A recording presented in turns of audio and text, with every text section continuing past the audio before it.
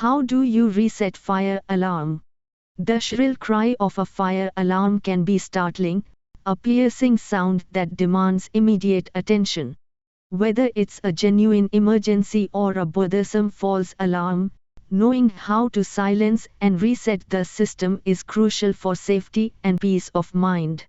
The process for resetting a fire alarm can vary depending on the type of alarm system installed in your home or building. However, there are some common steps and considerations that apply in most situations. One of the first things to look for is a dedicated reset button. This button is often located directly on the smoke or heat detector itself. It might be a small, resist button to prevent accidental pressing. Alternatively, for more complex, hardwired systems, the reset button might be found on the main fire alarm control panel.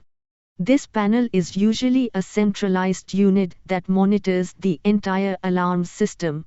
Once you have located the reset button, the next step is typically to press and hold it. The duration for holding the button can vary, but it's often between 15 to 30 seconds. This sustained press allows the system to cycle through its reset process. During the reset, you might hear a brief beep or see a light indicator flashing on the alarm unit or the control panel. These are signals that the system is attempting to reset itself. For battery-operated smoke alarms, the reset process can be slightly different. These standalone units often lack a dedicated reset button. In such cases, a common method to reset them is to temporarily remove the batteries. To do this, first, carefully detach the smoke alarm from its mounting bracket, usually involving a simple twist. Then, take out the batteries and wait for a short period, perhaps a few moments, to ensure any residual power dissipates.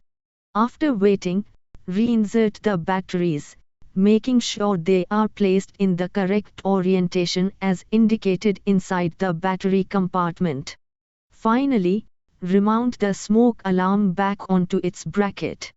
Hardwired fire alarm systems, which are connected to your building's electrical system, require a different approach for resetting.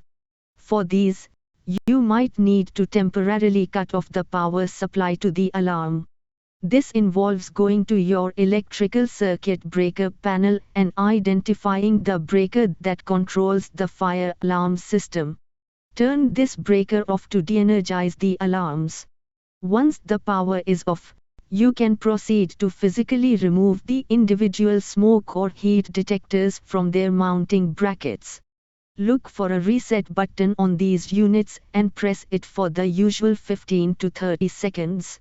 After pressing the reset button, you'll need to reconnect any power connectors that might have been detached and then remount the alarms back onto their brackets.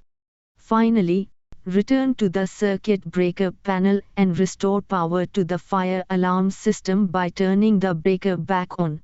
Manual pull stations, the red boxes you often see in hallways, have their own unique resetting mechanisms. Some are dual action, requiring two distinct steps, such as lifting a panel and then pulling the lever.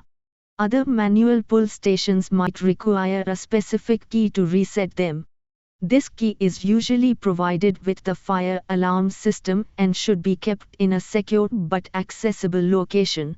If you have activated a manual pull station, even after resetting the station itself, you might also need to acknowledge the alarm and reset the entire system from the main fire alarm control panel. After you have gone through the reset process for any type of fire alarm, it's absolutely crucial to test the alarm to ensure it's functioning correctly. Most smoke and heat detectors have a test button. Press and hold this button for a few seconds to trigger the alarm sound. If the alarm sounds as expected, it indicates that the unit has been successfully reset and is operational. If it doesn't sound, You may need to repeat the reset process or consult the device's manual for further troubleshooting.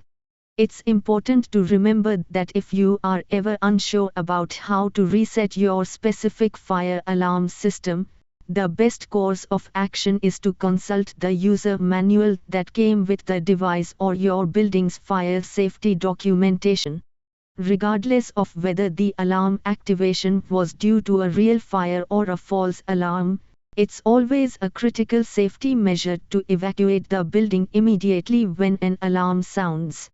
Never assume it's a false alarm until the all clear has been given by authorized personnel. If the alarm was a false alarm, take the time to investigate the potential cause. Common culprits include cooking fumes, steam from showers, dust buildup, or even low batteries in smoke detectors. Identifying the cause can help prevent future unwanted alarms. Regular maintenance, such as cleaning smoke detectors and replacing batteries as needed, can also significantly reduce the likelihood of false alarms and ensure the system is ready to respond in a genuine emergency.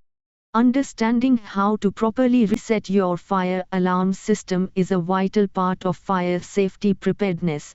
By knowing the steps involved for the different types of alarms, you can respond effectively and help ensure the safety of yourself and those around you.